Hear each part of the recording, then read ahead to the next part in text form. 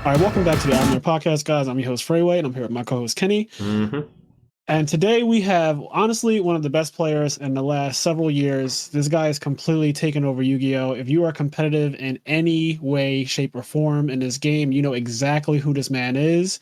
He has a ton of accomplishments, including 2 YCS wins, a UDS win, and he has probably gotten the most second places in a year. Just with this year, honestly, is Jesse Kotton, ladies and gentlemen. He is here with the IMNerd podcast. How are you feeling, Jesse? Hey, yeah, I'm feeling all right. Just got back from the German YCS 2 days ago. But ready for the next event already. Ready for the next one already. I mean, it is honestly at this point, I don't even know. I was just saying, like right before this recording, like how do you even begin to travel and get ready for all these events? Because honestly, they're all different formats. I feel like these last several YCSs that you've been to, Minneapolis, Pasadena, and now Dortmund, back to back to back, essentially, they're all very different, aren't they? The Pasadena one and the Dortmund weren't that different. And to be honest, if Dortmund wasn't the same as Pasadena, I probably wouldn't have gone because that one's a larger time commitment. And I really wasn't overly prepared for Minnesota, and that's my results reflect that. So How did you do? no matter what, I have to. These are concessions. Yeah, I went X3 drop like round 9. That's with 2 buys, so not good. It's 4-3 total, pretty much. Yes, but even still, even with that, you still managed to get second, and what was it, Pasadena? I was there for that one. You also got second at Niagara, right? And did you get second? What all events did you get second at? Because I know it's a lot. So twice this year, then twice in 2019. I got second at Sydney with Thunder Dragons, and second at the 3v3 in Atlanta with Thunder Dragons. Okay, so that if you had won every single tournament that you got second, how many wins would you have? 7. Jesus Christ! And you currently have 3? Yeah. Okay, so that's still insanely good. Like you have 3 wins, you have the UDS belt, which is honestly the most coveted prize in all of Yu-Gi-Oh, in my opinion. It's sick. I mean, outside of a world championship, it's definitely the yeah. I guess that is okay. Yeah, the world championship, even though Americans don't win that, so in my head, it's not even a thing. I'm not American. I know, Oh. but that's what I'm saying. In my head, it's not a thing because I'm American, but you're Canadian. So in your world, Sahabi has won for you guys already. I don't know if there were any other Canadian world champions. Oh. Yeah, so you guys had Sahabi, and that opened the doors for at least someone in North America to have a win at Worlds. But yeah, Americans have not been able to touch that. I guess since we're randomly on that topic, what do you think? Because you've been to Worlds, you've competed in Worlds. What year was that? 2017, 18, and 19. Oh Jesus Christ! How did? Okay, you. I like how Frederick said, "What year was that?" And he was like, "Well, there was 3 of them." All right, so how did you do at Worlds? What's your best placement? We don't have to go through all of them, but what's your best placement at Worlds? Top 8. Yeah. And what do you think makes Worlds such a difficult tournament? Because it seems like the best players that I know, like I don't know the foreign. It just feels players. like a mess of a tournament. I've had like you need to go X1 to consistently top. Like the X2 top, you're damn lucky because one person does it. Right. So that's not real. It was already a bad structure. The fact that like it's not spread properly, where a certain record tops, certain record doesn't. Like 5 rounds leaves so much variance into it, and then like the mixture of the OCG and Japanese rulings also just makes a mess. But like one of them, I just straight up didn't top because there was a messed up ruling, and they realized afterwards they effed up the ruling. I'm like, okay, well I just lost the round because of it, but okay. Like that's terrible for Worlds. Yeah. By any chance, do you remember what that ruling was? Because I'm sure people. Oh yeah, they ruled that Thunder Dragon Titan, which says on the card, it cannot be special summoned except by fusion summon, could be summoned back with a Monster Reborn S card. Because in Japan it was worded differently, and it isn't worded differently. It was a translation error that like they made, and then I just got screwed. Yeah. That sounds a little bit more shady than I expected it to. Like that. I don't think it was shady, but like I think it was just a translation issue with like. It was two English players. It was me versus Josh Schmidt. Okay, that's still weird though. But the thing is, Josh did that play because at the player brief they said he could, which they shouldn't have told him he could. Right. They said it to everyone they could, but like I knew the ruling didn't make sense, so I still appealed it anyway, and I got to appeal it wrong. And after the event, they said, yeah, it was wrong. Why after the event, though? How long after the event? Like, what are we talking? I think after, I don't know if it was after Swiss. I don't really remember, but... So it was still at the event, though? Like, at the actual event, they realized that it was wrong? Yeah. Yeah, that doesn't make sense to me. But yeah, at least it wasn't like you playing against someone who is from the OCG, right? And then they make that ruling because that would look crazy. And in my head, that's what I thought No, you no, were no, that referring didn't to. happen. That didn't happen. No, Okay, okay. Well, that's still interesting, but it still yeah, sucks. But no, I don't it think it does. was foul play. But it was definitely a shitty situation. Yes, Um, 100%. I mean, the So biggest thing is just with a small tournament, the variance gets to you a lot. yeah, and you are playing theoretically, you are playing against some of the best people in the entire world. So there's like Oh yeah, that. It has its own little meta too, right? Because like they give you a special ban list for worlds, so it's not even what you're used to. And most years, it's not what you're used to. Like it's Mhm. not exactly like every deck. Know of the decks, but they're all kind of neuter. Honestly, Yeah, worlds decks look pretty the year I topped was the year that I was pretty much the same as the TCG format. Yeah, It's hard to test like not having any sort of data to see what people are playing or right. You're going in to have blind. events. And while my theory is solid, I still very much prefer having some experience behind the deck to get an event. I find it Yeah. better in those situations, but what can you do? So The world is. speaking of having experience, so you played Danger Tier Elements to get second in Niagara, right? Yeah. And everyone was like, "That's the best version of the deck. It's not even close." Like I was listening to the TCG experience with Jake Quincy, and he was talking about like Runic Sprite and like all those different decks and how good they were. But like Danger Tier Element is probably just the best deck, but he still chose to play Sprite and stuff like that. Which I Uh, think is silly, but yeah. you said what? I think that's silly, but yeah, I think Danger Tier was a clear best deck there. You think that the Runic Sprite deck was just not even in the same level? Like you think they were blatantly It's a deck just you play like if you want to get the top cut because that deck punishes players who don't know what they're doing against it. But you're playing against a more competent player, like they just know the deck's flaws. right? That's interesting. So I Yeah. mean, and also I mean, I did hear that the Danger Tier Element deck had a higher ceiling, quote unquote, right? So like, Oh, significantly higher, yeah. oh, okay, significantly higher. There we go. Talk that shit. So I mean, yeah, I really like the Danger Tier Element deck, but then that quickly, so Exo Sister, like obviously we know the story with that one. D Shifter, pretty much just game if they have it or whatever. Hmm. And going from that, Runic Sprite then proceeds to win in Europe with Joshua Schmidt getting his third YCS win. And he had a Runic Yeah. Sprite. Well, that's because of a ban list change. Right. The So biggest thing. right. So Snow got banned, which Yeah. honestly is actually huge because I know that you kind of Massive. innovated. Yeah. You innovated a lot of the stuff with like Snow and how ridiculous that card is. That card should never have come back in the first place. But Not as much with this deck in specific, but with in the past with Thunder Dragons, I was more kind of leading the way. Yeah, I was very, very good in this Danger Tier deck still, even if you yeah, weren't getting banish effects. yes, like booking a monster and also being able to search it, like send it to the graveyard at will, like all the things you could do with it. That card is just insane. But what do you think about the way the meta has been changing between each event? Because it seems like to me, like on the outside looking in, right? You go from the Tier Element Sprite deck is like those two were going head to head, and then you had Minneapolis come around where Chris LeBlanc won with the Tier Elements getting their new fusion monster and a card that he played three of that most people just apparently didn't even know how it works. Like I forget exactly what the name of it is. It's the spell card that sends one to the grave and then like you can summon it, send it to the grave. So you can summon Oh, Rhino grief. Hearts. That one. Yes, He played grief. three of it and he was saying like most people didn't even know how that card actually worked. Mhm. And he won with that deck. And then right after that, the Ishizu cards come out, and then the format gets like a bit different because tier gets buffed, and the fake decks, and what I mean by fake decks are like honestly every deck that's not playing Ishizu cards, I consider just be a fake deck at that point.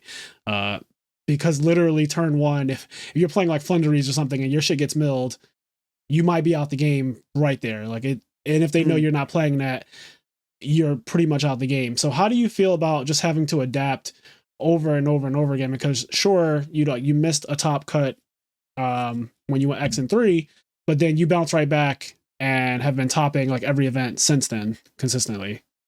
It's hard, and you have to manage your time appropriately, and know your own limitations. For myself, I knew that I didn't have the time to test much for Minnesota, and still went, had a little bit of practice, but had to rely a lot on other people and instinct, and didn't work out the best. But I knew fully well that I couldn't have managed my time in a way that I'd be more prepared for that event.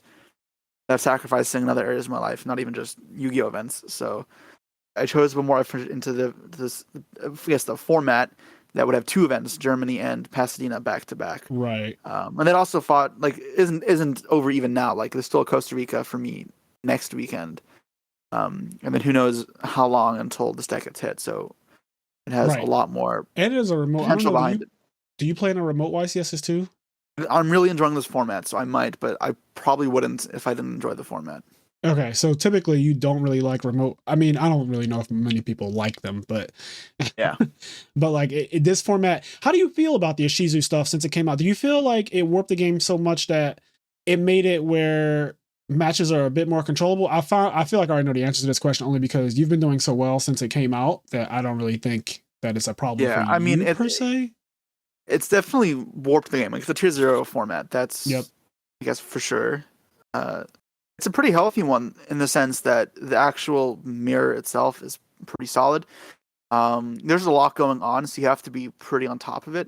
And of course, if both players perfectly, it's going to be luck. But it's like that with any mirror match. It's just this one has a pretty high like skill ceiling. So right. There's a lot of opponents who will make small mistakes that could cost them the match. Even myself made some errors that almost cost me matches throughout the tournaments.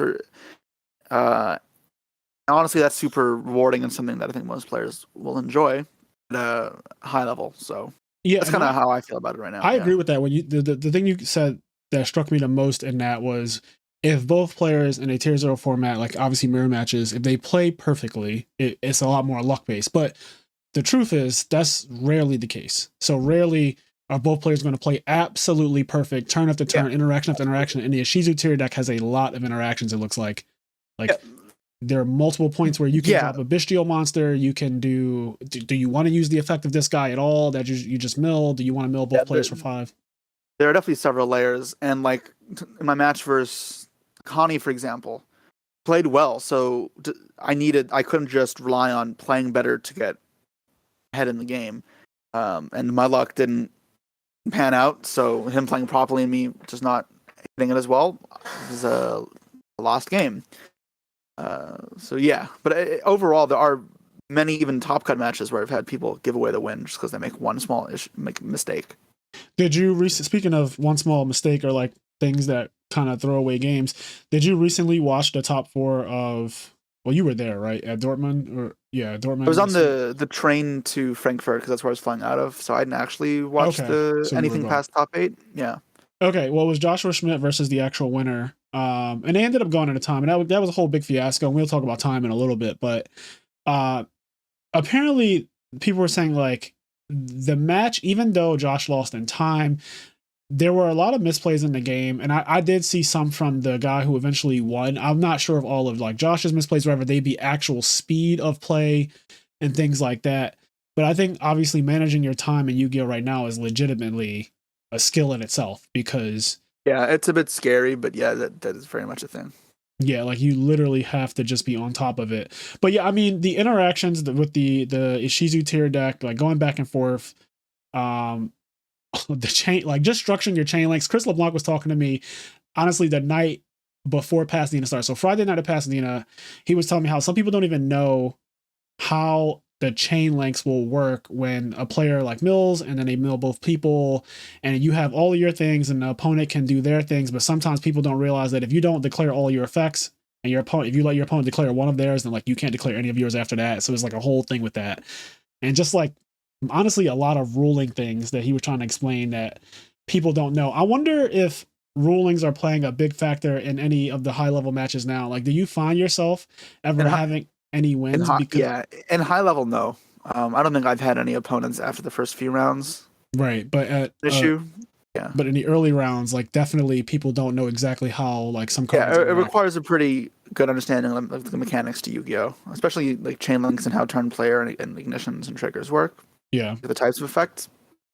It's not simple, but I think like it's like a bit of math work. You just studied a bit and some repetition, and it'll start making some sense. Yeah.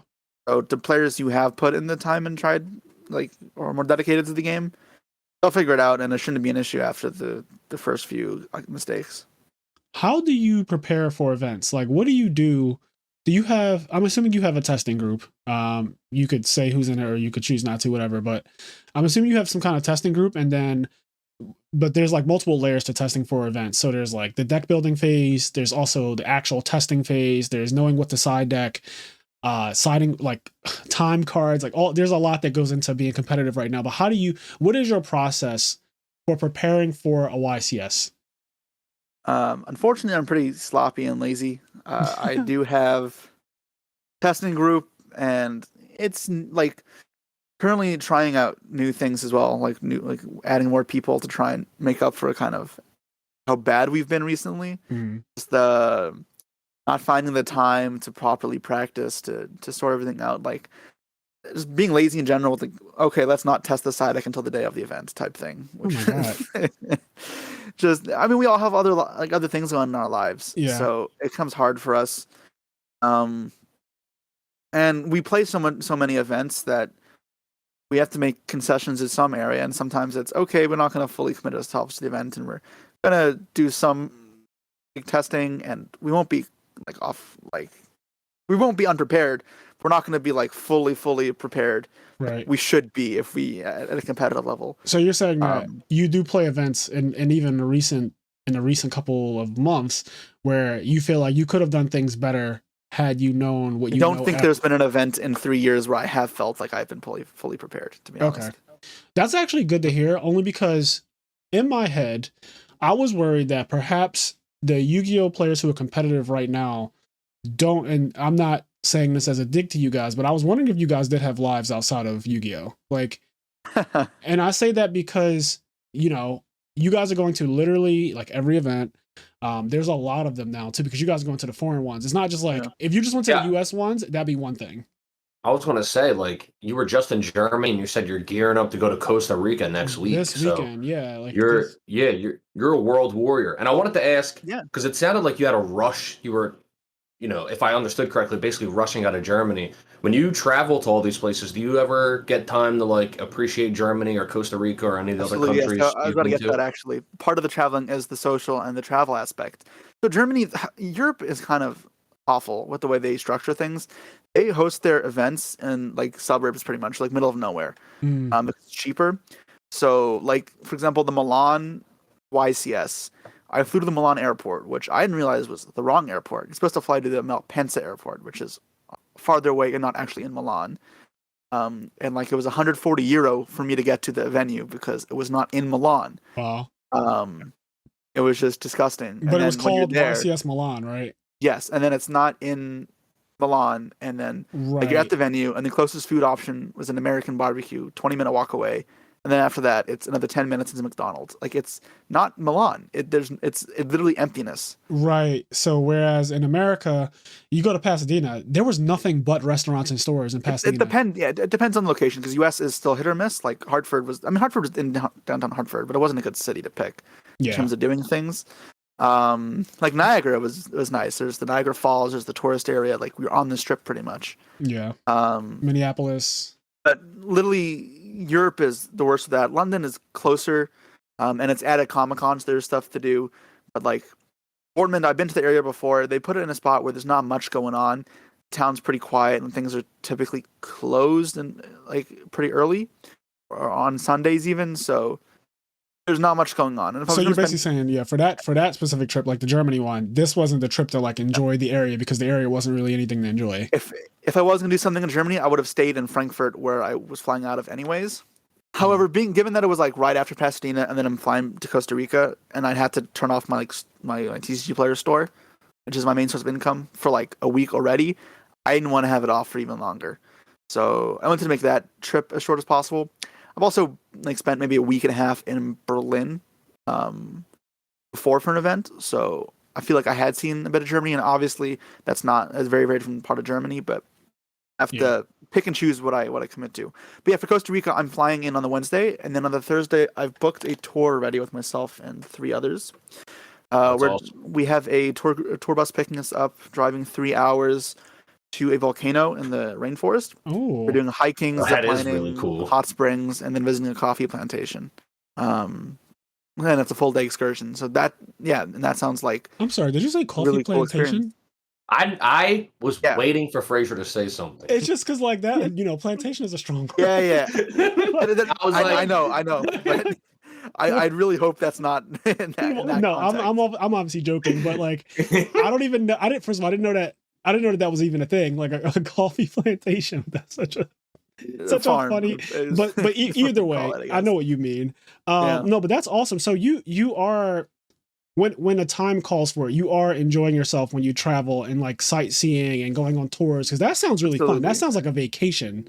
Like Costa Rica sounds. I try to do that whenever I can. Like so I already have it booked for Sydney. I'm going, and that's an expensive one, so I'm trying to make the most out of it. Yeah, Sydney. I heard Silverman was telling me that because he wanted to go really bad, and he said that the flights and the price, it was like $3,000 when he was looking. Yeah, but for me, I'm very interested in. So my two favorite things, probably outside, like hobby-wise, would be nature and history. Mm-hmm.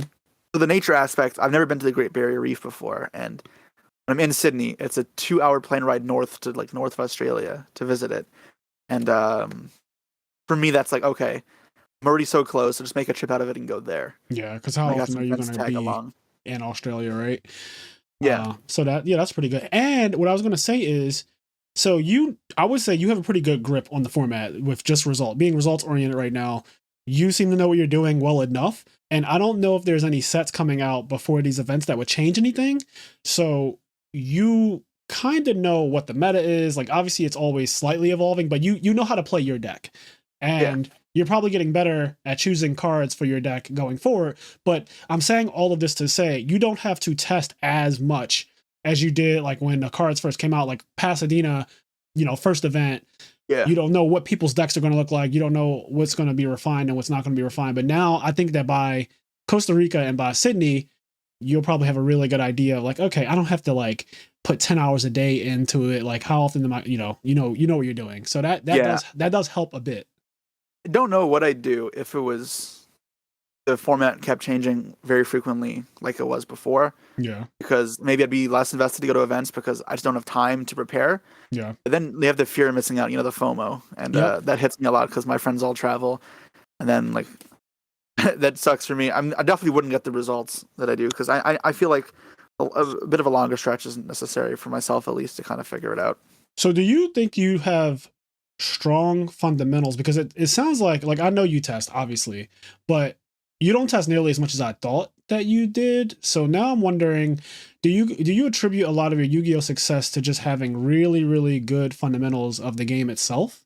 At this point, yeah, my instincts are strong. That's because I have put in a lot of time in the past. Right. So you did put in the work already, and now you're kind of like riding the coattails of that work. And it's I mean, there are mistakes and small things I miss for sure from time to time, and sometimes I'll be very wrong because I trust my instincts too much. But for the most part, like, it's good enough for me. Are there any of these finals that you've gotten second in that you feel like you could have won in hindsight? Niagara, I got 2-0'd, but I could have won game 1 if I knew a ruling. Ooh, I didn't know how the exorcist just worked properly. So let me hear it. I have to remember exactly. Nesh pointed it out to me. I just didn't know just the way the exorcist was triggered. I didn't know if they were like tier effects that have to go immediately, or they could be like a torrential where they could be later in the chain as well. Mm-hmm. If they were trigger ignition. And I pretty much could have blocked them with this super poly, and I just didn't because I didn't know that's how it worked. I think that's how. It's a little more complicated than that. Honestly, I don't remember. But I just know there was a thing I could have done. There was a play I could have done to lock off his chain links that would have then resulted in me clearing the field, and game 1 should have been a lock from that point. Right. So game 1 was winnable, and then game 2, who knows what would have happened? But you would have got a game 3. 2. Yeah. So the way I look at it is he would have got an extra game going first, because game 2 is the game I went first and got shifted and died. So if I would have lost game 2 that he went first, a game 3 would have been pretty much the same. I would have had to win a game where he went first again, which, as like I just could have, is definitely not impossible. Mm-hmm. I'm still think I'm unfavored, but I had a chance to win. So that Exo Sister deck was geared to beat your deck hardcore. Like, it was geared to beat the tier element deck, because there was nothing but tier elements in top 8. It was like Sprite, Exo Sister, and 6 tier elements. So he had like the dream bracket, which is what you want. when you make a deck that's that against the meta, like speaking from experience, like I know what it's like to just play a super anti-meta deck going into a top cut. And it's nice when it works out. Like when it works out where you literally play against what you want, because he could have also just played against a bunch of Sprite, and I don't think that's the matchup that he wants to play against. And like things go differently. But do you ever, I guess I already know the answer to this too, but I'm just gonna say anyway, you tend to play what is always considered the best deck. Like every time I see you top, it's usually like this is the deck that the best players are playing, the people with the highest ceiling, the people who can handle the highest decision making. And I don't see you finding yourself playing like an Exo Sister deck or a Invoke deck or and like what's that zombie, that fucking big zombie 3500 guy or 25 he becomes 3500. Yeah, like you never play that type of stuff. Like I don't see almost played Eldritch Rio, but actually it's not fully true. My reason behind playing a lot of these decks is not that I think it's the best, or a lot of the times that lines up, but honestly it's really hard for me to play a deck I don't enjoy because I'm not committed to practicing, to testing, or learning the deck. And with how little I already play, I need to at least be motivated to understand it better. So I'll almost always pick a deck I enjoy more. Because I found in the past when I forced myself to play what I thought the best deck was, I did not do well. And that's obviously not ideal. So when I do force myself to play the best deck, it has to be for an event I care very, very much about. And I force myself to practice because otherwise I'm inclined to just not care about the event as much. Did you like Sky Strikers?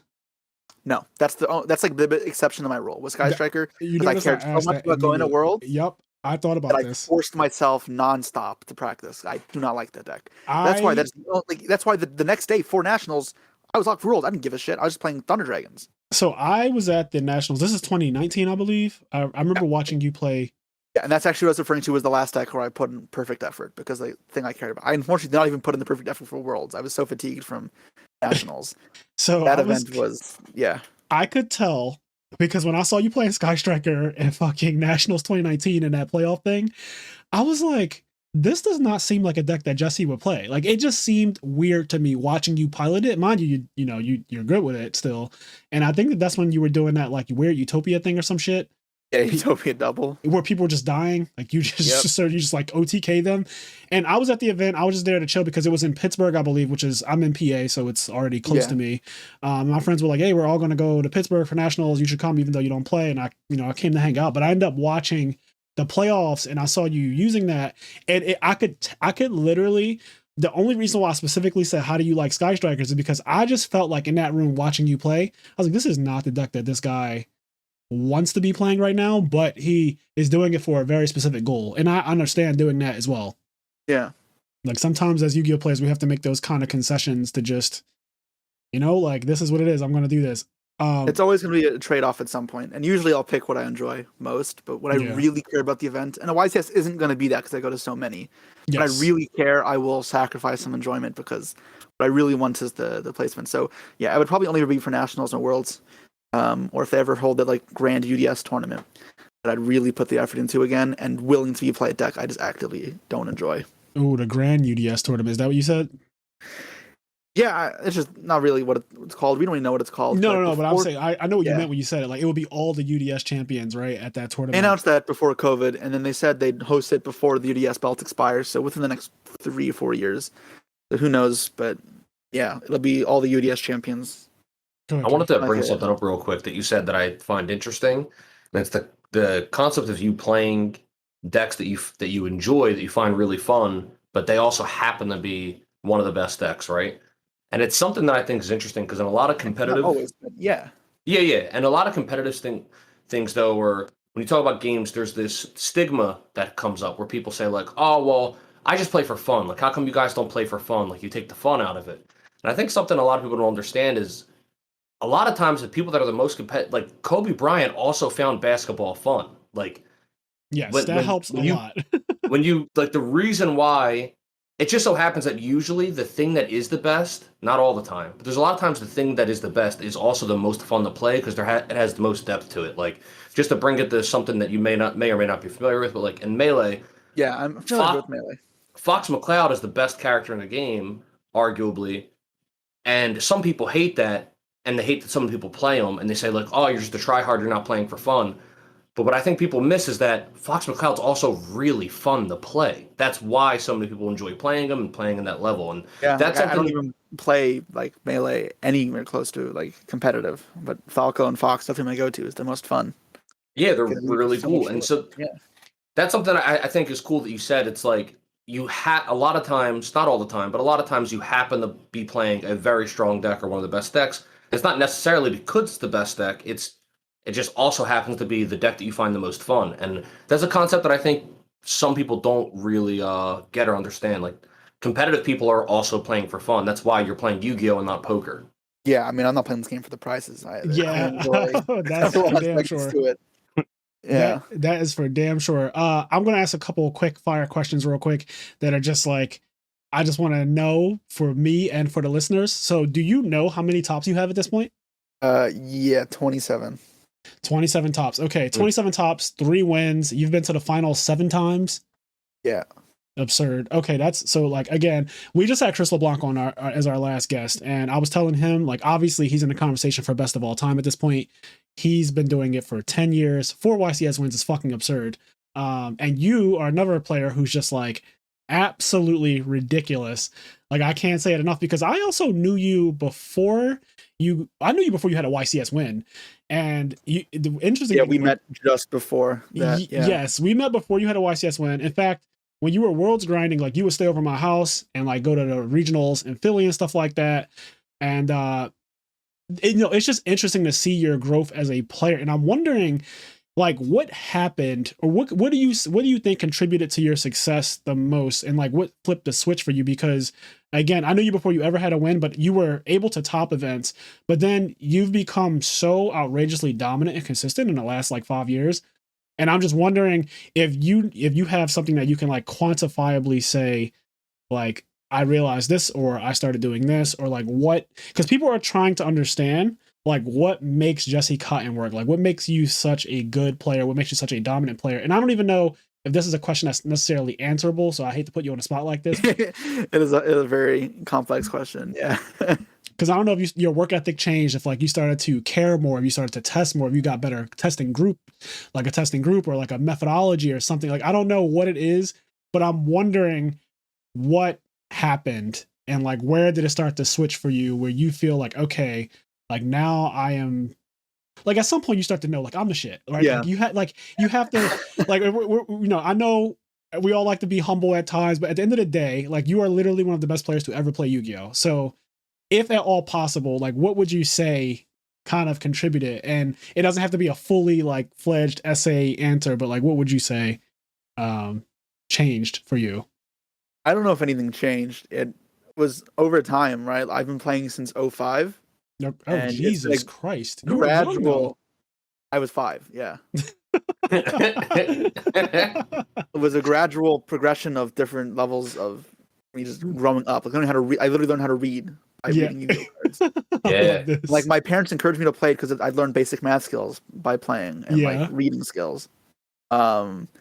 And going to locals, and then I just went to locals with the best players in Canada, just by chance, and then eventually got better, and then started going to more and more regionals in YCS. Dale Lazaro. Yeah. I was going to say the Lazaro brothers. I don't know why I keep doing that. The Bolito brothers, but I always say Lazaro brothers. So dumb. Man, that's fucked up. It is so dumb. We had Dale on this podcast twice now, and I still say sometimes the Lazaro brothers. But yeah, so you were going to locals with like Dale, Matt Petal, I'm assuming might have been there too. Yep. So Matt Petal, Dale, Lazaro. I'm sure. I'm sorry if I'm missing. Oh, there's many more, but we can go on for a while talking about the old Card Masters guys. But yeah, so you were around a pool of amazing talent. Those are some of the best people who've ever played Yu-Gi-Oh as well. That helps foster the competitive environment and at least the very base fundamentals, whereas better than like a lot of other just local kids. Mm-hmm. I would have just gone to locals and nothing else. Yeah, no, this is crazy. I love hearing this stuff. How'd you find your locals at 5 years old? My dad. So that's all. So my dad would spend at that point his weekdays working in Edmonton, and then the weekends back home. And his way of bonding with me was when I kind of showed him Yu-Gi-Oh, was building a deck for him and me to play with. He played Burn, and then I played Chaos because I just had I was playing traditional. I had pretty much CD in my goat deck. he found the locals for us, and then next to the locals was also like a miniature racetrack shop, like little RC cars you can race around a track. Mm-hmm. So like we'd spend our Saturdays when he got home playing that first, grabbing lunch at Wendy's or McDonald's, a little kid, so excuse that. And then and then playing locals afterwards. That was like my way of bonding with him. He found that all. This is wholesome as fuck. Yeah, that's awesome. Not that's an awesome story. Can I just say, like, this is the most I've ever gotten to really know you on this level, and I'm like, a bit shocked to just like, it's so wholesome, but it's really nice to hear that one of the top players has had this like very regular experience, because honestly, a lot of the community, what they do is like exaggerate things or just like attribute high level Yu-Gi-Oh players with being like robots, essentially. Like they think that high level Yu-Gi-Oh players just only play Yu-Gi-Oh. They don't have a life outside of that. But like you know, you obviously do, and you've lived a life, and like you've had parents who helped to cultivate your passion for the game, and it's really nice to see how far you've come. Do your parents still follow you and like your journey? Like, do they know about all the things that you've accomplished and stuff like that? Yeah, I have a deep amount of gratitude for my parents. They've supported me so much, and it's the reason I'm able to do what I am. Mm-hmm. My parents still follow. My mom doesn't really know what's going on. My dad has played the game. Yeah, he stopped playing in 2015, but he no longer had to take me. Like, he can leave me alone at events after that point. Didn't need to be with me. He still like knows the fundamentals of the game to the point where I can tell him what's going on. He'll follow. That's good. That's really good. I have a similar relationship with my dad, where he used to take me to locals when I was a child as well. He never really played the game, but he would watch, and I would kind of explain to him what would be going on, and try to explain it in like sports terms, because my dad's huge into sports. Yeah. But like my mom is the same way your mom is, where she would be happy if I won something or did well. Like I come home with an iPad or an Xbox or something because I won some tournament at locals, and she'd be happy about it. But she had no idea what the hell I was fucking doing, really. She just she'd just be happy for me all the same. But my dad is like, yeah, man, he beat everybody's ass with these cards. Like he'd be so happy and into it. My dad was just complaining to me that, so he was watching the stream while top 4 and finals were going on with my mom. My mom doesn't know what's going on, so he had to explain to my mom the entire time, and apparently my mom was like gagging from the nerves. Oh man! So yeah, the anxiety, I can only imagine. my dad's nerves. And then she asked me after, like, how do you deal with the anxiety of being up on stage? I mean, I'm a competitor, so I'm used to it. Yeah, it's just funny. They are very invested, for sure. That is good. That is really nice to have. What were you going to say, Kenny? I was going to say it's interesting because, you know, she wouldn't know this, or really, like, she doesn't have experience, but you kind of, if you've been going to local since you were 5, even then, right, was probably nervous at some point, playing at locals around a bunch of older guys and everything, right? So in a small way, right, like you play so much and you play around different people and you go to regionals, by the time you get to the stage you're on, like, it's so much easier. Like, sure, there's still nerves and butterflies sometimes. Yeah, it goes back to what I was saying before, it's a gradual process, right? I had gradual nerves from entering locals round 1 to locals finals, locals top cut, regionals, regional top 8, ICS top cut, and then gradual build up. And yeah, if they threw 5-year-old Jesse into the world stage, he wouldn't know what to do with himself. Of course not. I'd be scared shitless. So I guess you already answered how you started playing Yu-Gi-Oh, and that essentially is like you were 5 years old and you just liked the game. Your dad was taking you to card stores and stuff like that. My best friend in kindergarten showed it to me, and then showed it to my dad, and that's. I guess that is kindergarten, isn't it? 5 years old. That is kindergarten. Yeah. Yeah, that's interesting. Did you watch the anime at all? Oh, really? I've never been a TV guy. Okay, so you don't really care for so you don't care for anime in general, not even just the Yu-Gi-Oh anime, but just like anime. I've watched Yu-Gi-Oh and GX. They're both okay. But a bit of nostalgia, but it's not from watching the anime originally. It's because I've grown up playing Yu-Gi-Oh. Gotcha. Yeah. Watched only anime I've watched is Naruto. Okay, you've seen the whole thing. You've seen all of Naruto. Yeah, it's a lot of my friends' closest friends' favorite shows. So. Yeah. So who's your favorite Naruto character? I gotta ask. Shikamaru.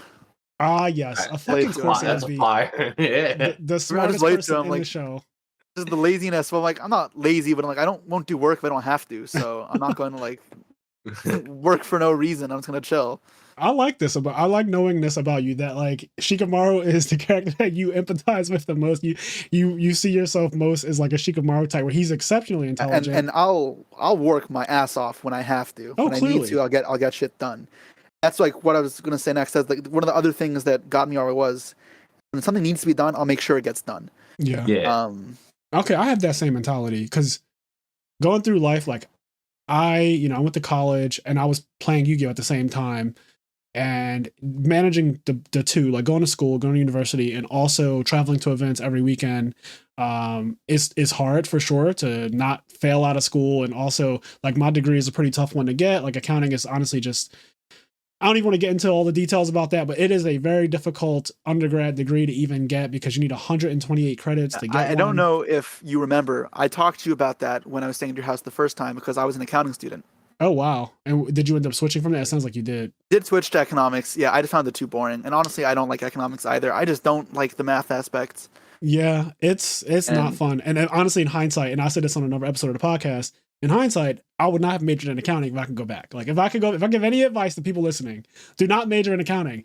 Yes, it does pay well, but it is, like he said, it is pretty boring. And it's not something that I see myself doing for the rest of my life. Like, honestly, especially now that the world has become, you can monetize many things in the world now. In 2022, like, you don't need to, like, I still encourage people, if you want to go to school, but you don't need to go to school in today's world to be successful and to earn a living and things like that. But that's a conversation for another time. But yes, I'm glad that you switched off of accounting, because it's just not it. If I can speak frankly, it's just not. I mean, I'm doing economics now, and it's honestly not much better, but I have a month till I graduate, so I'm just going to write it out, finish it, and then be done. That's good though. So you're going to finish university, finish school. And then you are supporting yourself at the same time. You say you have a TCG player store, which is nice. Yeah. So you also, you trade, you buy, sell Yu-Gi-Oh cards and whatever. And that's good. A lot of people that I know, I have a lot of friends into that business as well. Obviously, I'm really close friends with Steve Silverman.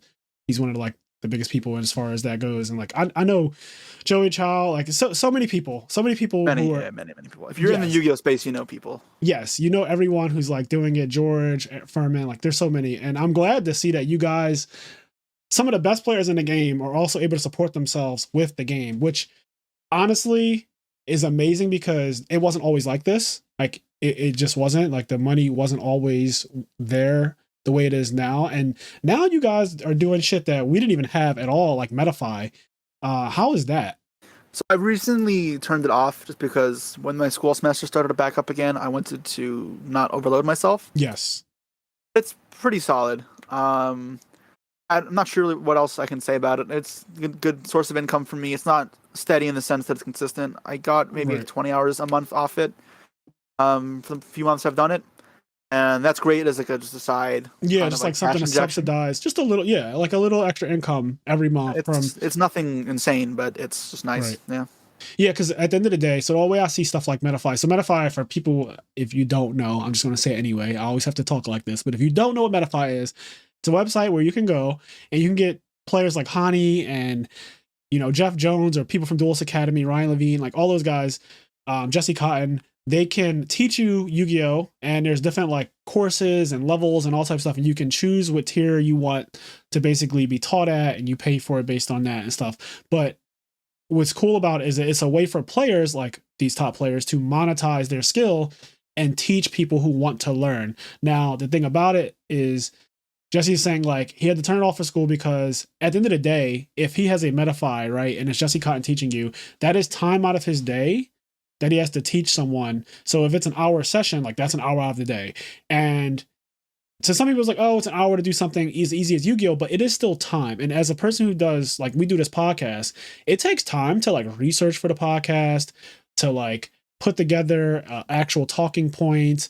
It takes time to set up interviews with people. And I can imagine what Metafy is the same thing. And at the end of the day, you're only one person. So yeah, I still spend some extra time, my student fourth, nope, your opponent. You hate you gotta kill them. They're your opponent. No matter what, everybody. You pick up a card, you're my opponent. If they bring forward a deck I've never heard of before, I'm gonna spend some time researching ahead of time. Yeah. That makes sense. That's time eaten up, and then I'm talking for a majority of the session. Yes. It's just tiring.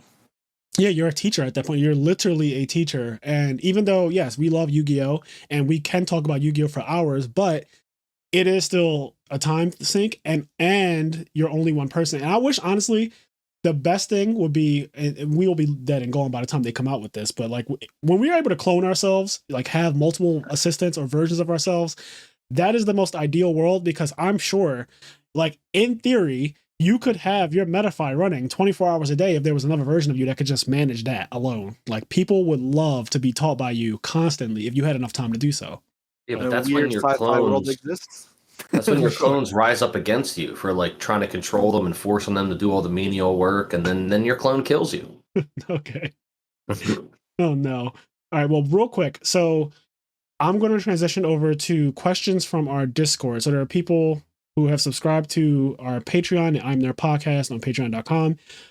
So real quick, before we get into that, I'm going to give a shout out to our Patreon members real quick. We have Connie, Austin, Leon, Quest, Garen, Xavier, Hylian, Dimitri Barnes, Alexander Brissett, Vinny Casello, Giovanni Avelos, Andre Reynolds, CJ, WK Dad 1, Dan Variable, First to Home, Dallas Farneris, S. Akuma, Mitchell Niles, Midwest Gaming, William Shapiro, Demetrius Fierdas, Vince Marquette, Dallas Bailey, Roz Weiss, Nick Stengo, Hansel, our two-time national champion, Vincent Zen, Sarah Maria, Sunny Top Cut Podcast, Alex Ahern, Philip Campa, Jalen Haskins, Arale Melfi Slump, Dominic Couch, and Kang Petty. Thank you guys so much for supporting the podcast. We really appreciate it. As I always say, it goes a long way. Kenny and I are both very appreciative of you guys. So we for the first time ever, set up a channel. Well, honestly, Dominic Robert, shout out to you because you've been doing a great job of like acting as mod for the IMNerd podcast Discord server. But we set up a channel that now has guest questions. So people can ask questions to guests that we're going to have on. Normally we would just kind of surprise everybody with our guests and they would have no idea that they were even coming on. But this time I was like, hey, we're going to have Jesse Kotton on. Do you guys want to ask him anything? So the first question is coming from one of our longest Patreon members, Quest. And he asks, which of your wins / tops was the most difficult? Which was the most difficult? For several tops where I played a terrible deck in retrospect. Those were very hard. Like the 200th YCS, my deck was not good. What did you play? Goki, not Goki, like Phantom Knight Heroes. They just Gunblard, Darklaw. It was just the worst Goki deck is what it was. Okay. But that was the most difficult. Strict disadvantage. I topped, but like it was very hard. That's funny. I remember those days. One start. Oh, God. Yeah, there are probably a couple other tops like that. Hardest win then? I'm assuming the UDS, one, right? Probably. Oh, really? UDS. I had by far the hardest opponents in the UDS, but everyone submitted the worst decks for that tournament. And okay, what did you win with? Tournament ever.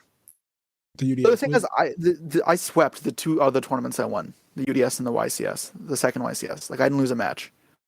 Oh so shit! Those didn't feel that hard.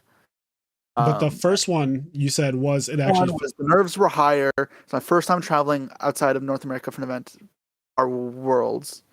First time traveling like myself overseas. Like it wasn't with my parents. Okay. And I felt like pressure on me. Now I'd been to Worlds. I had like more of a name. I had 5 tops at the time. So and all you needed was a win to kind of cement.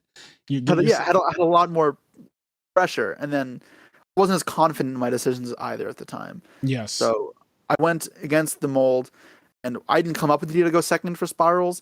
I copied it from like Marcello, who did the same thing at the prior YCS. Mm-hmm. But they all abandoned that strategy. I kind of went forward and refined that strategy more, and then trusted myself to do that at the YCS. When choosing second at the entire YCS is so scary when everyone else wants to do it first. I can only imagine. I remember when the go second spiral decks were starting to become, well, it was mainly because like you said, Marcello and you popularized the whole go second thing, but that shit is very scary because when you win the die roll and you now have the decision, it's a big leap of faith, right? You have really to say it yourself. Yes, math, you're trusting your deck. It's so difficult. Yes, and I remember saying to myself when I made a go second deck, I want to lose every die roll because I don't want to have to say it. Like I don't want my opponent to know that I want to go second. So I want them to win a die roll and just naturally say, I'm going first, right? And then you don't have to think about it. But every time I win a die roll, and mind you, when I would build a go second deck, I would win so many fucking die rolls. And I would always just stare for a second at my deck as I'm shuffling it. And my opponent's like, so you're starting? And I'm like, actually you go first. And they're like, okay, like I'm like, sure. And it's very scary, but like you said, sometimes you just got to go out on a leap of faith, and it worked out. So you got your first win by playing Go Second Spiral, and I'm assuming they play like Gamma and shit like that, like a bunch of hand traps. Yeah.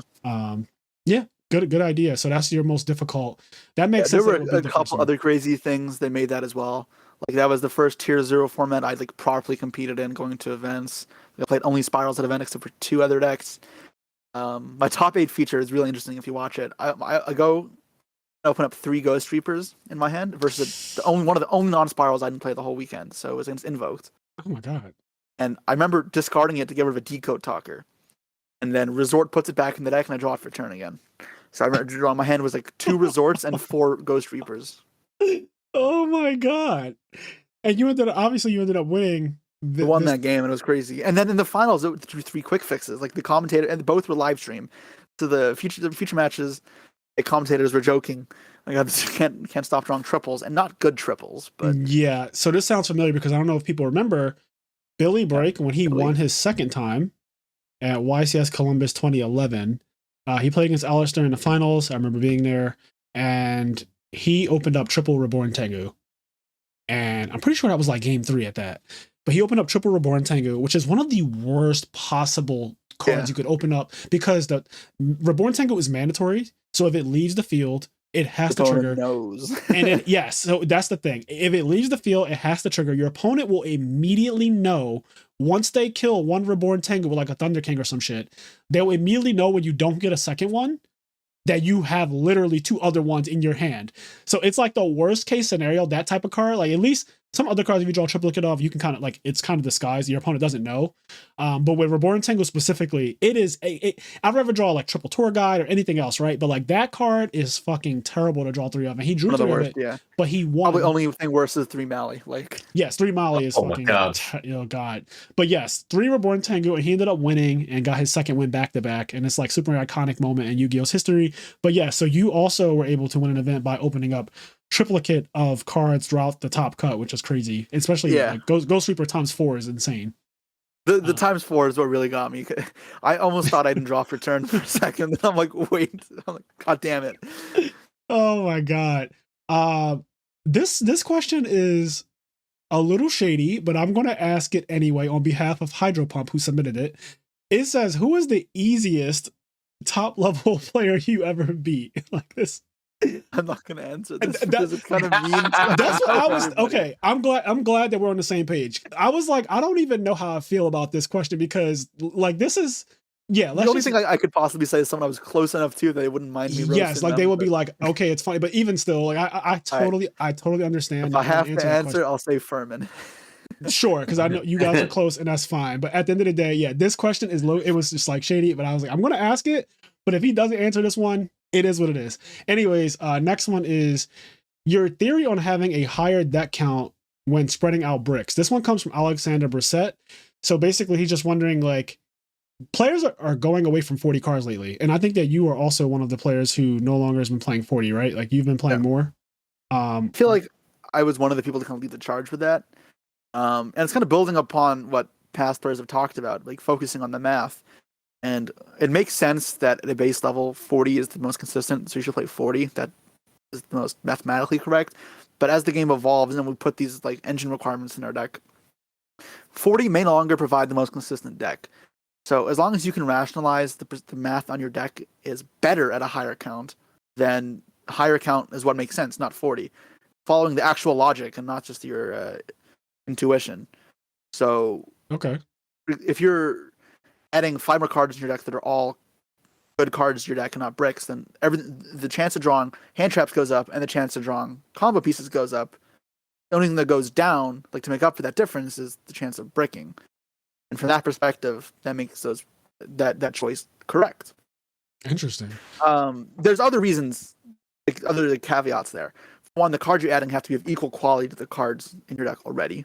If they're not, then the decreased card quality kind of skews those stats. That makes perfect sense to me. That last thing you just said, the card quality has to be equivalent or like really high for it to make sense. Otherwise, like, why the fuck are you putting in worse cards? Because why not just cut the worst cards in your deck, right? That's always what people used to say. And then you can't also be like the diminishing card quality, right? So if there's like hand traps and you want to increase your deck count to lower the bricks, so you add more hand traps and more combo pieces, keeping that ratio constant, and the only thing changing is the bricks.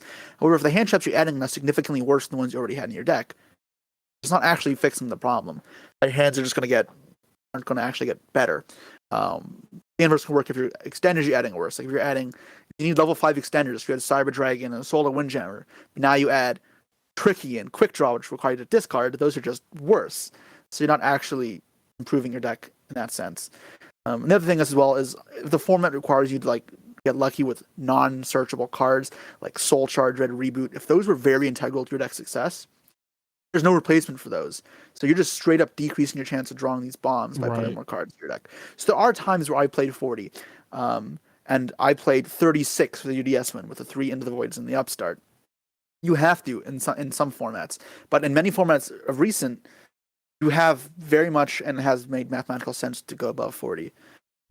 The main thing to look at is just have a logical reason and rationale behind each decision like in the game and in deck cards. building. And when I'm going above 40, it's with those precise reasons. Yeah, because I've noticed everyone who's been winning and doing well lately, honestly, has been playing more than 40 cards. Like I saw Chris won with, I think, 43. I saw Hansel won with 43. You've gotten second with, how many did you play in Pasadena? Do you remember? 42. 42, and you play how many in Dortmund? 43. So you went up a card in Dortmund. Okay. Yeah. Speaking of non-searchable power cards that like you want to see, Triple Tactics Talent. I don't know. I don't know how people feel about that card outside of like, I know Chris obviously stands by it. I think the card's fucking insane. Like Super Poly, Triple Tactics, those cards are not searchable, and they're not searchable by any reasonable means. Let's just say they are searchable for the people who are like, oh, technically, like no, but I feel but the thing is, this the reason I'm okay with going about 40 is I feel there are other cards that are of equivalent power level I can keep adding to bolster my like the percentages for drawing cards. Right. I think Talents is a good card, but I think it is no better than a Magnum Mutt or a Jewess Worm or Super Poly. I don't even think Super Poly is that good right now, or better than what are the other like power spell or power cards. And Orange Light's really strong. I think that one's like really over or underappreciated right now. Yes, I would listen to Joshua Schmidt's deck profile, and he talked about how he thought Orange Light was insane. It's just Solemn Strike, but I don't have to set it. That's not okay. That is so, when you put it like that, that is so not okay. Yeah, and it has extra effects sometimes. Sometimes it comes with friends. Yeah, it's also a tuner. I just elf it back and make Baron with it. Yeah, like it does a little bit. It does a little bit more. It's kind of crazy.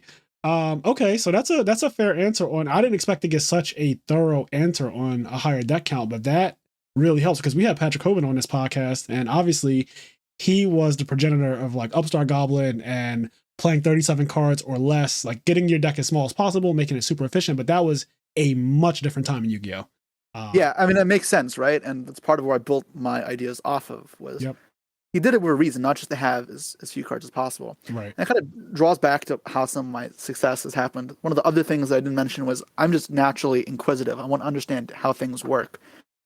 So really understanding why, like Patrick would suggest something like that, allows me to then remold it for the current format. Evolve it. Yeah, you've evolved it. And I no longer, and his logic would probably still apply, but he just wouldn't play 40 or 39 because that's no longer the most mathematically sound. Yeah, I mean, I think it has because apparently he built Chris LeBlanc's winning deck. That's what Chris said, and the deck profile Pat was sitting right next to him. He was like, Pat built this deck.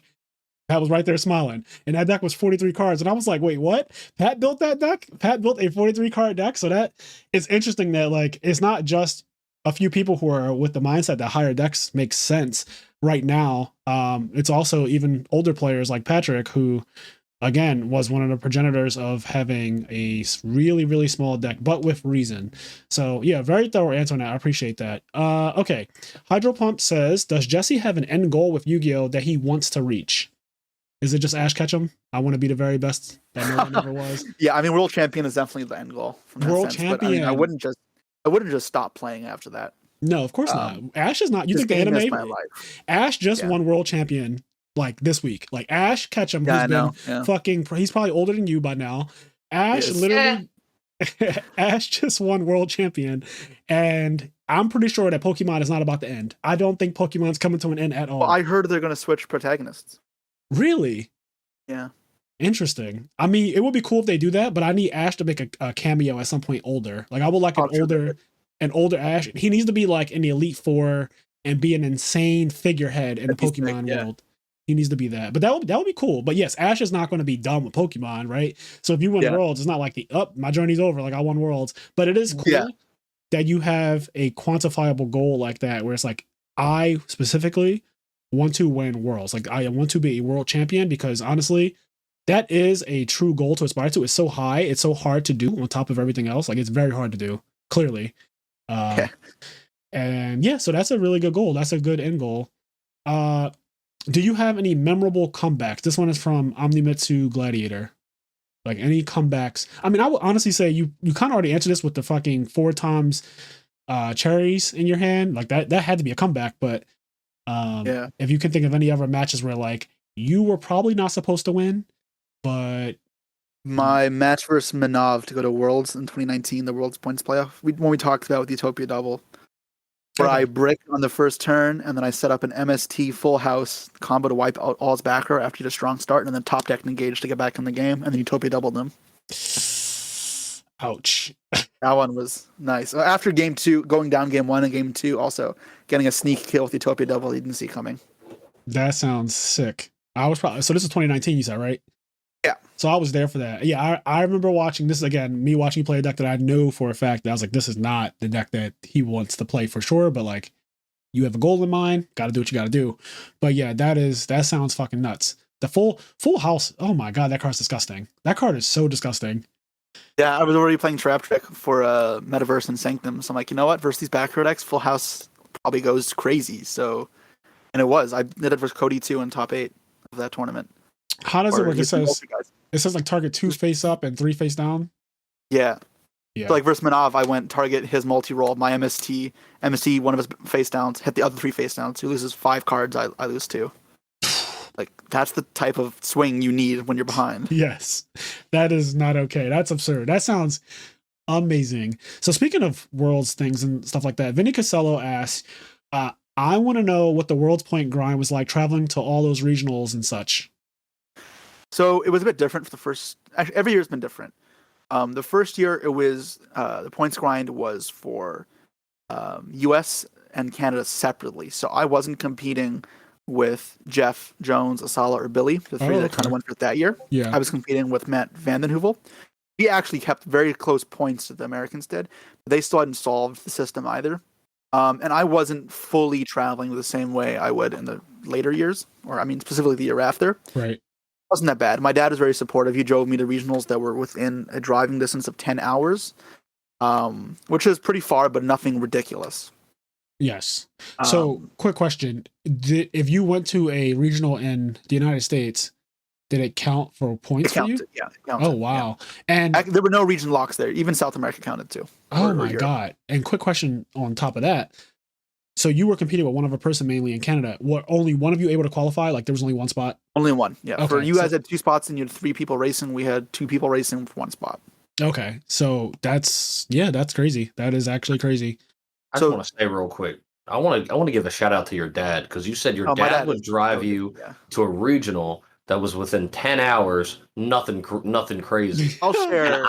I just want you to know it is crazy, but yeah. 99% of dads, as supportive and loving as they are not being like, yeah, I'm going to drive 10 hours to take you to this card game tournament. Like, shout out to Mr. Kotton. Yeah. Oh, no, he's goated for sure. Your dad I'll share a funny story with him. Go ahead. After. Okay.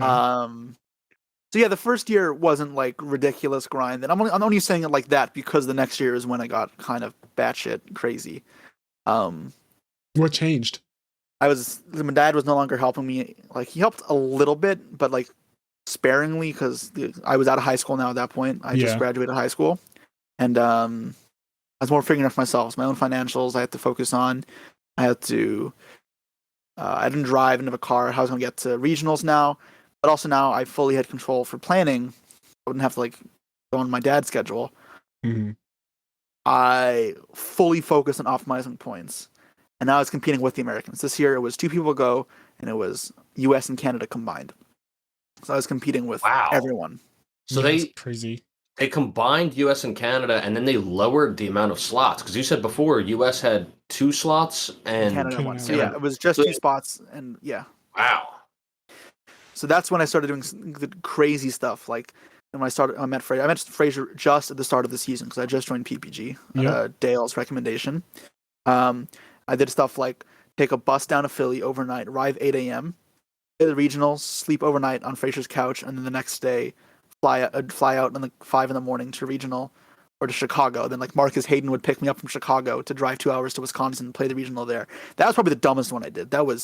I felt like death, and I would not do that again. Because also after that, I had to bus back from there. Very few of them were that bad, but there were a couple that were crazy lengths I go to maximize the opportunity to give myself points. I remember you coming over, and I would say to you, like, where are you going tomorrow? Because it would be regionals would be Saturday in Philly. Philly's always Saturday. It never is Sunday. So Philly would be Saturday. I'm like, okay, so I know you're going somewhere on Sunday.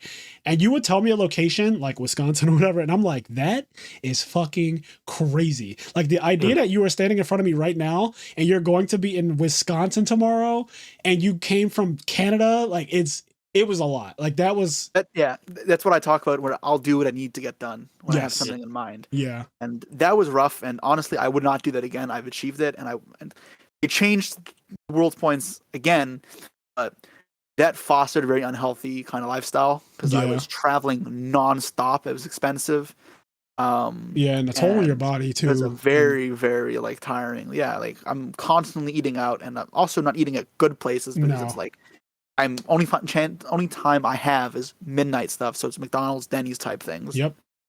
Yeah. So it's rough. Yeah. The good thing is you did it while you were young, right? You're still very young, but you did it while you were really young, and so you can recover from like all of that stuff, right? Because like my 30-year-old ass, you will not catch me going from here to California, then flying to Chicago the next day after that. Like, that's just insane. First of all, I can't imagine Fraser eating green tomatoes from Denny's. So I will not be eating. I don't eat Denny's per se, but I do like Applebee's now, and I didn't used to. I used to call it, we still call it Crapplebee's, but like Silverman has gotten us to go to Applebee's a couple times after locals on Thursday nights when we play like Edison, and we'll go to Crapplebee's after.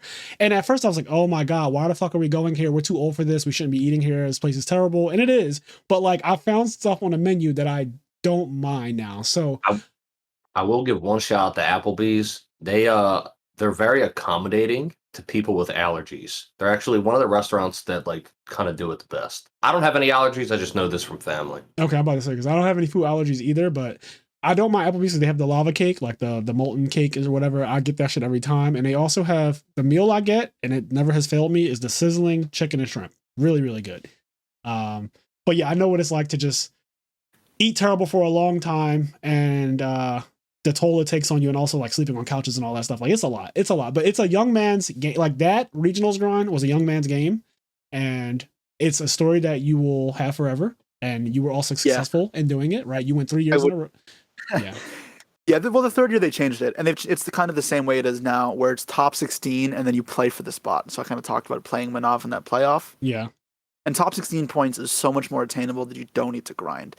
The year that I qualified, like the third year, I was in 17th until 2 months before, and I kind of just chilled and was only playing local regionals and YCSs and was getting kind of far. And then for the last 2 months, after my school semester finished, I blitzed 2 months of hardcore, but even only 2 months was not that bad. Right.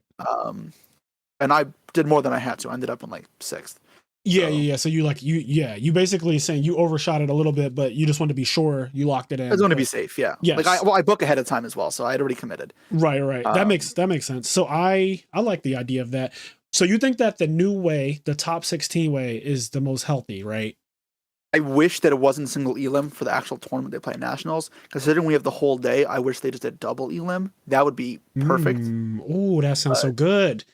Double elim would be. I've been playing double elimination when I play Edison stuff online, and I do like the idea of double elimination. I like that you know your exact bracket, right? Like I like that you know, if I beat this person, I'm playing Manov next. If I beat Manov, I am playing this person next. Or, yeah, we knew that for the last one as well. But a single elim means like you just get unlucky and you're just out. Yes. Yep. And Yugioh obviously has some variance in it, so things can happen. You can draw cherries 4 times and actually not win. So yeah, I 100% agree. I would like double elimination, and maybe Konami. I highly doubt that you guys listen to this, but if anyone from Konami please make it double elim. They did change it, but they changed it to now it's Swiss 4 rounds and then top 4, and then the top 2 get to go. So it's pretty much a cut off the top 4, which means 1x1 misses, which is terrible. Oh no! Like they're gonna be sick. Oh no! And then one more match. So the guy who Yeah, that's, oh my god. Well, the person who goes 4-0 then loses, and 4-1 like everyone else isn't going to go, is going to be sick. They lost the one match they batted the most. The person Yeah. who goes 3-1 and gets fifth is going to be sick. Oh my gosh. All right. I don't even want to think about that. That's too much negativity for me. All right. So that's the Worlds grind. When is Worlds coming back anyway? Like, do we know? Should be next year, yeah. 2023? So they Okay. canceled last year's Worlds, and what they're doing is they did the top 16 points again.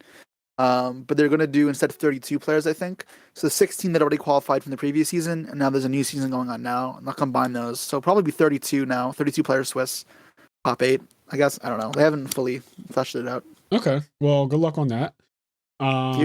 And so we have another question from Hydro Pump here. It says, life outside of Yu-Gi-Oh!, which I think you've done a good job of just giving us that throughout this entire podcast. You said you major in economics. You are very close to finishing your degree. You also, like, you go to Costa Rica, you have a tour going, you go into a fucking volcano, all types of stuff. So I kind of get your life outside of Yu-Gi-Oh! So I think that one is kind of answered. I don't know if you want to add anything to it, but I think... I mean, that's pretty much it. Between all those three things, like Yu-Gi-Oh!, school, and work, it's most of my life. Like I take off Saturdays to go spend time with local friends, but yeah, almost every other day spoken for work or school. Yeah, and when you say work, you mean like the TCG player store stuff? Yeah. Okay. Fair. I mean, I do it pretty like large scale, so yes. Okay. It's a full-time job. Yep. Sounds good to me. I have a friend, my best friend, actually, that's what he does as well, and he earns his complete living through it, so it's nice. All right, so, and we have the last question here. Who has had the biggest impact on your Yu-Gi-Oh! Career, like playing? And I'm just going to say this now. This person, my dad, right? So I was going to say, excluding your dad, because I already knew going by how long we've been, an hour and 12 minutes in now. Your dad is the obvious answer, but I think that this person, I think Quest is asking, he was asking with the intention of like, is there a Yu-Gi-Oh! Player that maybe when you were younger or somebody that you've watched and maybe even might be your peer now, right? Because whoever's, you know, you're goated at this point, but like who has had the biggest impact on your playing career outside of your dad? Because your dad is number one, no question, zero difficulty. He beats the whole bracket. He solos it. Probably Billy. So my first YCS, I know YCSs were until I kind of just showed up to one because I heard about the locals in 20. And Billy won that, and that was like huge to me. But then also, like, while I was there, I met two kids from the States, from the East Coast. You probably know them: Fraser, Nicole Tipple, Vinny Silverman. Of course, I know both. I know exactly who they are. And they were Dragon Duelists at the time, like myself. And my dad talked to their dad, and then kind of like got convinced to take me to the Columbus YCS, which was 8-hour drive for me. Billy also won that. Billy wins that. So that's the thing. My two first ever events, Yu-Gi-Oh! Was really growing on me as a game, and I'm finally like starting to play more and more. And like he's just this crazy guy who wins both back to back. And that's fucking insane for that to be your like introduction to YCSs. Is the same was guy. Billy winning back to back? Yes, and Billy was already considered one of the best players. Period. Before he even had a win, like he was already doing, because he was top 4ing a lot. He was just losing top 4. Yeah. So he was bubbling basically before the win. Like he was bubbling right under the grand finals and right under winning, and then to just go boom back to back. Like for example, in 2011, I did Duel of Master for Konami in Indianapolis. It was at Gen Con 2011. It was me and Billy Break. I had a win. Billy did not have a win at the time. Billy is now a 4-time YCS champion. So it's fucking crazy to me to watch. Like after Indianapolis, because we obviously didn't get to play in that YCS, we were doing Duel of Master. After Indianapolis, I'm pretty sure was Toronto. Yep. And he wins, and then he wins Columbus. So there's such a cool, I love how like small the world is, because at the same time as like Billy getting his first wins, here are you as a kid who's currently one of the best players in Yu-Gi-Oh! And currently one of the best players to ever play the game. But here's you as a kid being inspired by this moment that when I sat next to Billy and we were playing Duel Master, he told me about how he wanted to win so bad. And he was like yearning for it. And I don't know, you could just tell by listening to the way he spoke about winning that it was the thing that would mean the most to him in life. Like he just wanted it so bad at that master duel, or Duel of Master rather. And he goes to do it, and it inspires you, who goes on to become one of the best players of all time. It's just such an interesting story. Like I love shit like that. It's really crazy how life works. But yeah, that's awesome to know, and also insane. How old were you when Billy won in 2011? Go back 11 years. You were 11. Wow. Real quick, I wrote this down as you were talking about it, but you mentioned that the UDS belt expires. Do we know when? So before COVID, that said 2025. I'm not sure if they'll update that because of the lack of events, but wait on Konami to see. Okay, that's a pretty good amount of time though. 2025, even if like, you know, I hope they do extend it longer. But even if I think the free entry is permanent, which I kind of like.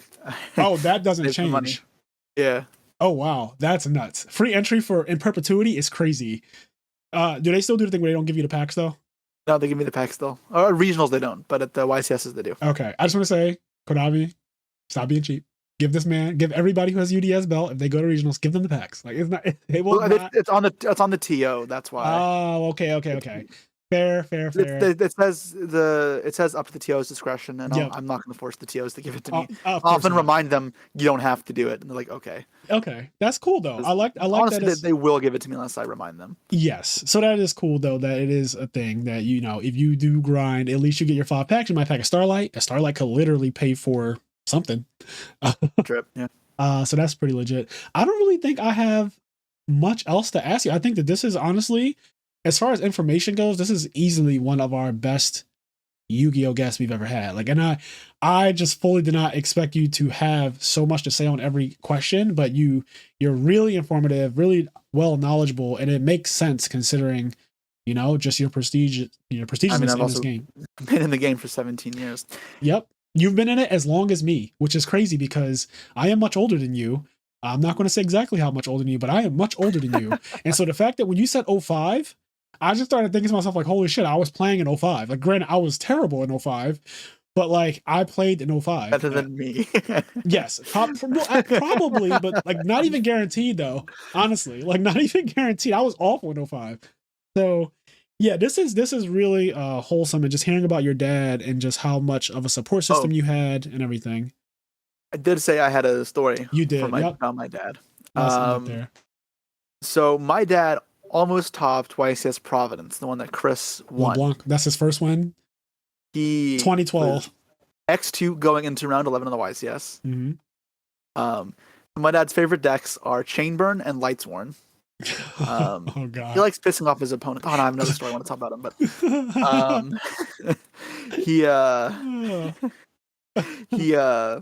he loves, so Marshmelon was his favorite card in the deck because it did burn and it was a light for light rays.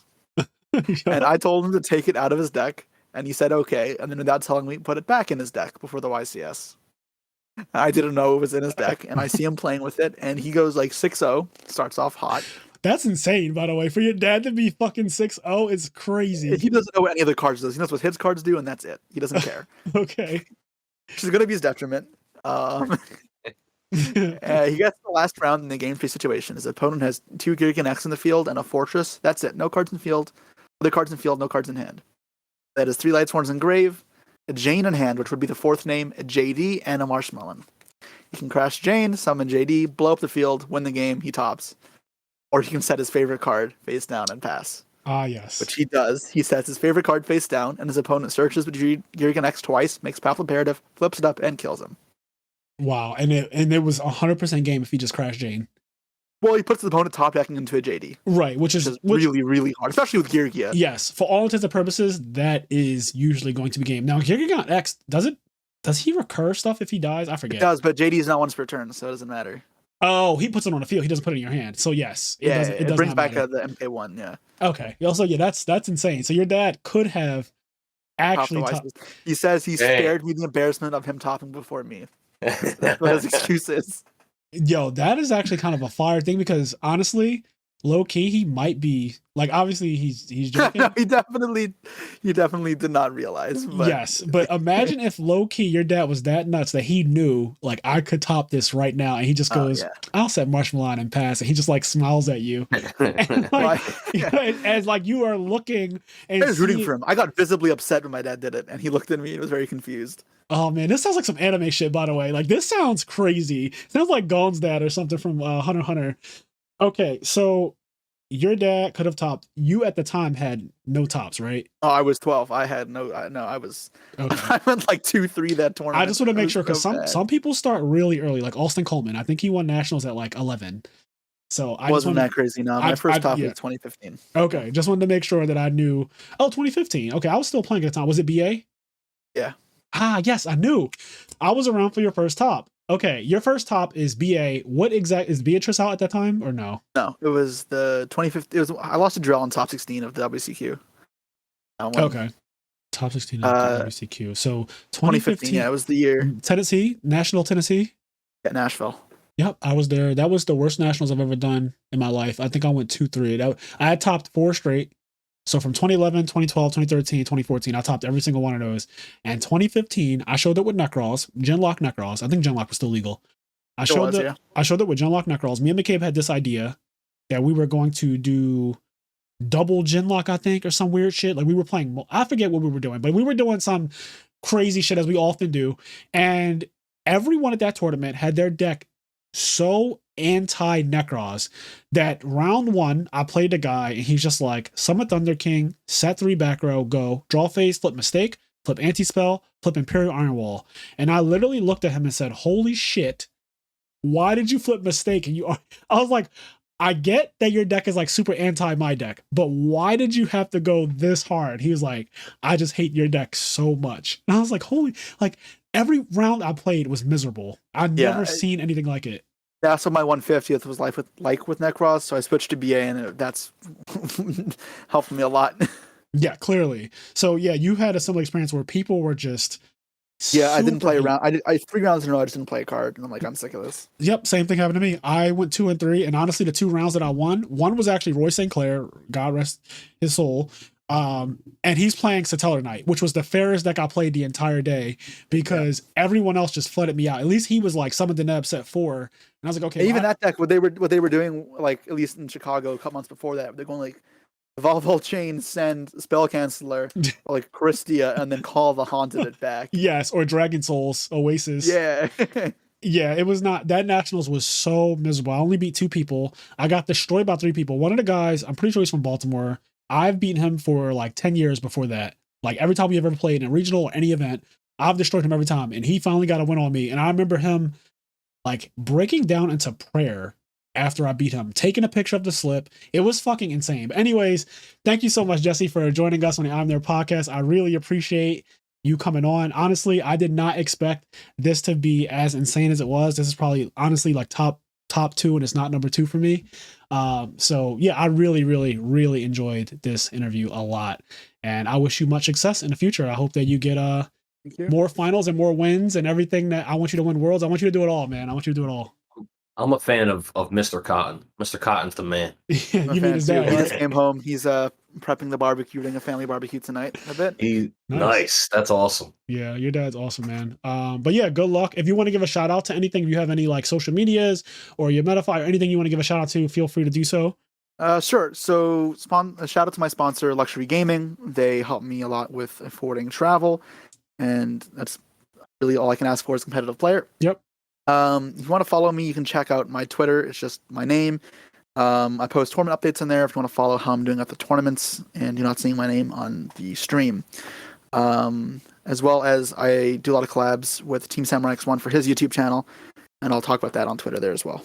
Okay, perfect. All right, guys. Well, this is the IMNerd podcast featuring Jesse Kotton. I hope you all enjoyed this one. And if you are interested, and when we have future guests on, and we will have some returning guests, if you're interested in doing the question segment that we did for this one first time, join our Discord server, which you can join through our Patreon. Even at the lowest tier, which is only $3, you can join. You get access to our Discord server forever, like unless you obviously do something crazy in there. But so far that has not happened, thank God. But yeah, you get access to our Discord server, and that will allow you to propose questions for us to ask our guests, which a lot of people are actually interested in. So yeah, if that's the thing that you like, check that out. Also, as I always say, guys, do the things that make you happy, including grinding for worlds and one day aspiring to be a world champion. We're out of here. See ya.